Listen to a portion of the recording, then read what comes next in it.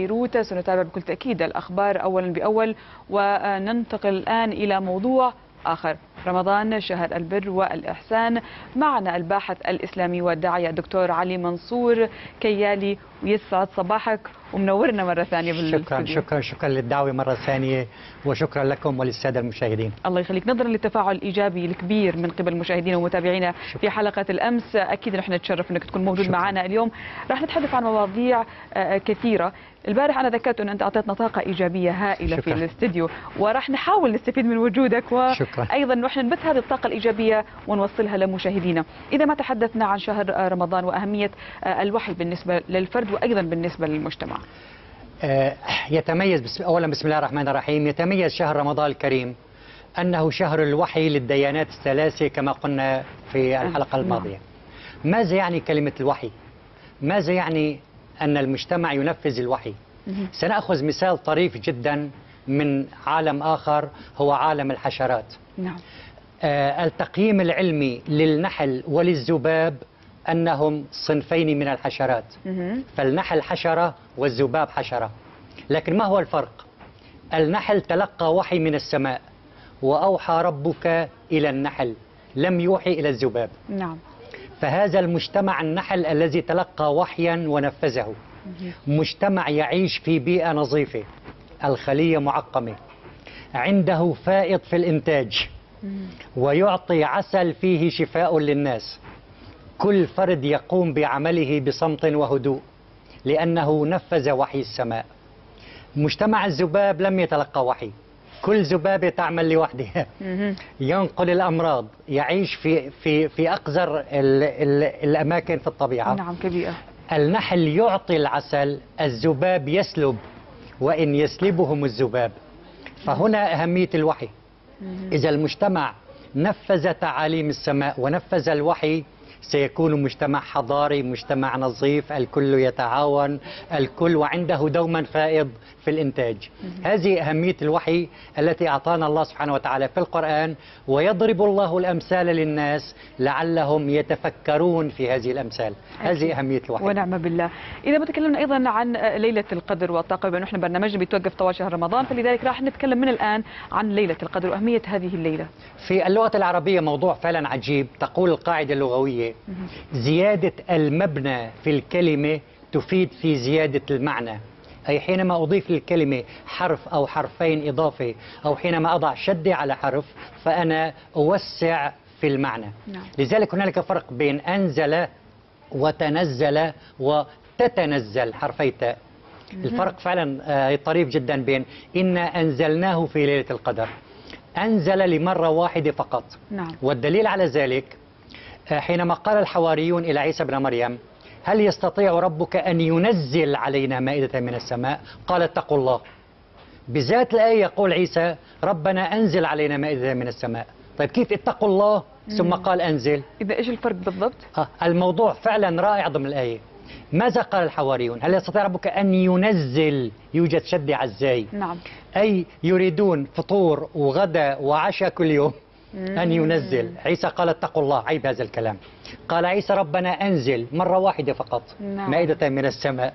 إذا قال اتقوا الله إلى كلمة ينزل. نعود إلى القدر. حببنا باللغة العربية الفصحى أكثر. نعم. إذا فعلا في رمضان قال: إنا أنزلناه في ليلة القدر، دفعة واحدة في ليلة القدر. نعم. لكن الموضوع الهام قال تعالى: تنزل الملائكة والروح فيها. الروح ليس جبريل فقط عليه السلام. لماذا؟ لو كان جبريل كان قال والروح معها. نعم. والروح فيها لتوزع ما يسمى بين قوسين الطاقة السنوية. كل إنسان يحتاج إلى 3 أنواع من الطاقة. طاقة يومية يحصل عليها خلال الصلوات ال5، طاقة سنوية توزع في ليلة القدر، وطاقة يحتاجها مرة واحدة في العمر يأخذها عن طريق الحج. فالحج مرة واحدة في العمر. حلو. لكن ليلة القدر هي توزيع ما يسمى الطاقة السنوية. إذن تنزل الملائكة والروح فيها. لكن الموضوع الهام أن هذه الطاقة يحصل عليها كل إنسان مؤمن بالله، سواء كان داخل المسجد أو خارجه.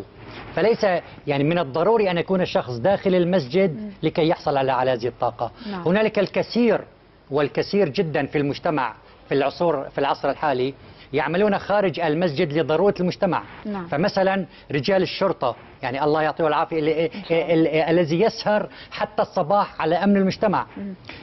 يعني الإنسان الذي يعمل في الأمور الطبية يسهر على المرضى. فهل هذا ليس له علاقة بليلة القدر؟ ليلة القدر تخص الجميع. لماذا؟ موضوع أيضا هام عن طريق الوحي. الموضوع الهام نلاحظ إن الذين قالوا ربنا الله ثم استقاموا، هذين الشرطين، ربنا الله ثم استقاموا، تتنزل حرفي تاء، تتنزل عليهم الملائكة ألا تخافوا ولا تحزنوا. ليلة القدر قال تنزل، نعم. تاء واحدة لأنه ليلة واحدة خلال السنة. إذا يمكن لكل إنسان أن يصنع ليلة قدر خاصة به طوال السنة. إذا هذه من الإعادة حرف التاء مرتين. أيوة، مكرر مرتين، وزيادة المبنى تفيد في زيادة المعنى. فقط إن الذين قالوا ربنا الله ثم استقاموا تتنزل عليهم الملائكة. نعم. إذن هذا يؤدي إلى ما يسمى الحياة الطيبة. ومن يعمل من الصالحات من ذكر أو أنثى فلنحيينه حياة طيبة. لكن الملاحظ أن الطاقة في ليلة القدر لها خاصة فيزيائية فعلا رائعة. لماذا؟ تتعارض هذه الطاقة في ليلة القدر مع ضوء النهار الطبيعي. نلاحظ سلام هي حتى مطلع الفجر. نعم. متى ما الملائكة الكرام شعروا بخيوط الفجر الأولى وصلت، ينسحب الملائكة الكرام ولا يوزعون هذه الطاقة. إذن فيها شيء من التعارض الفيزيائي مع خيوط الفجر الأولى. إذن هي فقط حتى مطلع الفجر. لكن المهم ليس على الإنسان أن يحصل على الطاقة، عليه أن لا يقوم بهدر هذه الطاقة. بالضبط. كيف ممكن يحتفظ فيها؟ نعم. هنا السؤال كمان. يعني الموضوع الهام في رمضان وحتى غير رمضان هو ما يلي. نعم. نلاحظ كما قلنا في اللغة العربية أحيانا إضافة حرف يغير المعنى كاملا. قال تعالى في سورة البقرة مثلهم الغير مؤمنين كمثل الذي استوقد نارا. لماذا وضع حرف السين استوقد؟ النار الطبيعية المعروفة نقول أوقد بدون حرف السين. نعم. وقال فرعون يا هامان أوقد لي على الطين، لم يقل استوقد. استوقد نارا أي نار الحقد والكراهية والبغضاء على الآخرين. إذن على الإنسان أن لا يستوقد نار الحقد والكراهة والحسد على الآخرين. فذلك يبدد الطاقة الإيجابية اللي بداخلنا. لذلك يعني هي نلاحظ من ضمن هذه الآية الكريمة مواضيع لغوية أي فعلا طريفة. نعم. استوقد نارا فلما أضاءت ما حوله ذهب الله بنورهم. طيب هو استوقد بالمفرد، كيف ذهب الله بنورهم؟ وما علاقة النور بالنار؟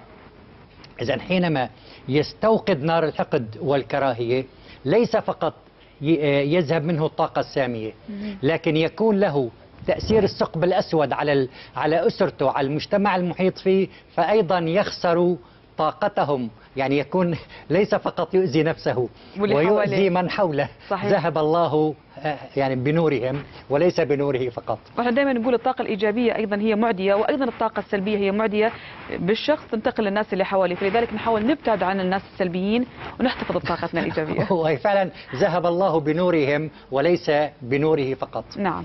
لذلك علينا التزود في الطاقة أيضا عن طريق القرآن الكريم، لأنه يزود سامعه بالطاقة. فإذا قرأت القرآن جعلنا بينك وبين الذين لا يؤمنون بالآخرة حجابا مستورا.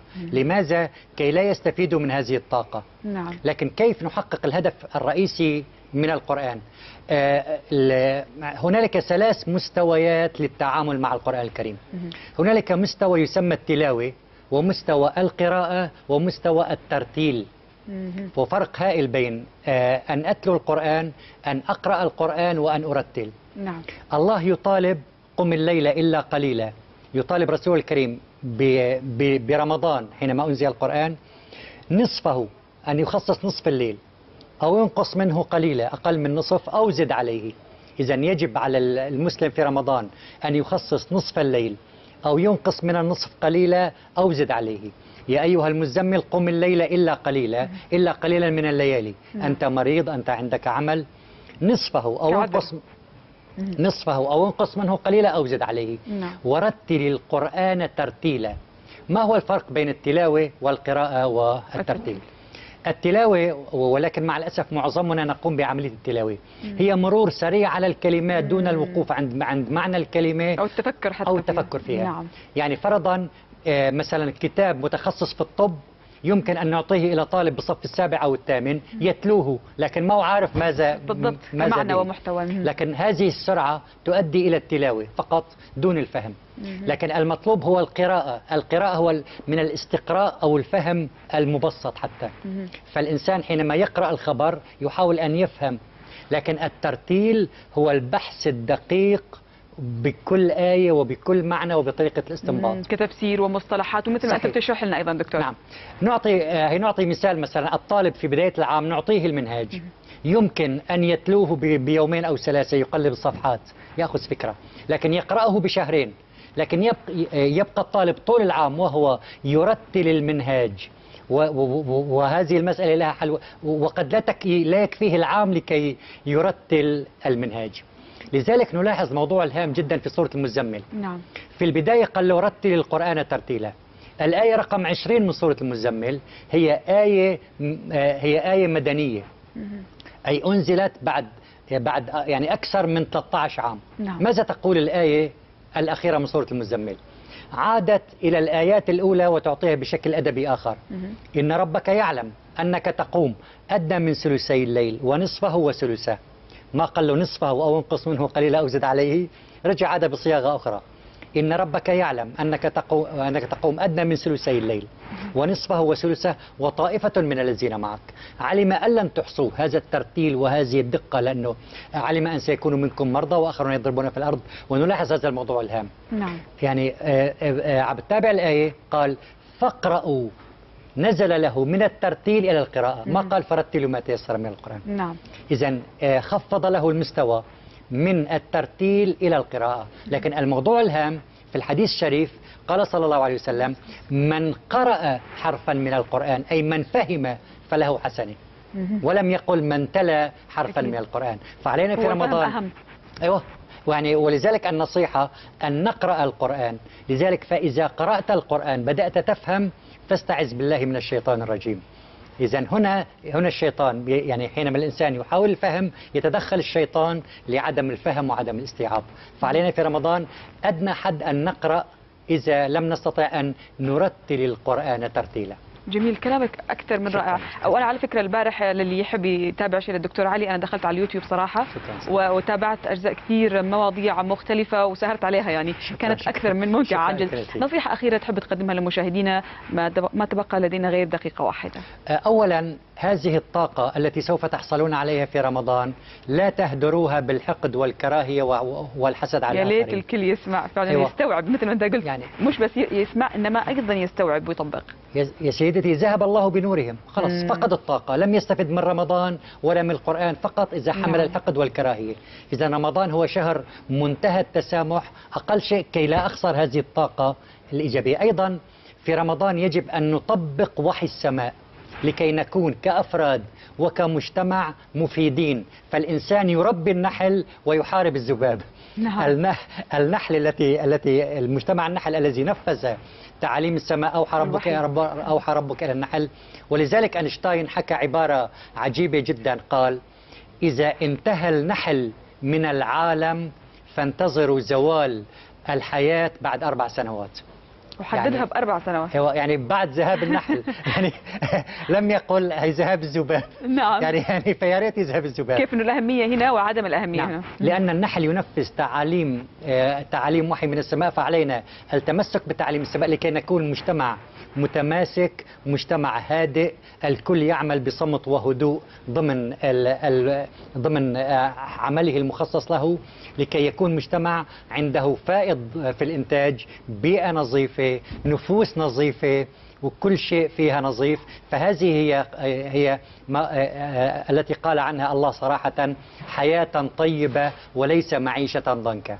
أكيد، يعطيك ألف عافية ويسلم لسانك دكتور علي منصور الكيالي، الباحث الإسلامي والداعية. شكرا. وكل عام وأنت بألف خير. كل عام وأنتم بخير والسادة المشاهدين. الله يخليك، وإن شاء الله كذا مشاهدينا تظل دائما الطاقة الإيجابية موجودة بداخلنا، ثم إحنا مبتسمين، عندنا سلام داخلي. أول شيء نبدأ بالداخل ومن ثم إلى الخارج راح نكون مبسوطين، راح نكون سعيدين، حتكون الطاقة الإيجابية حوالينا. نبتعد عن الكره، نبتعد عن الحسد، نبتعد نحن نشوف إيش في إيد غيرنا.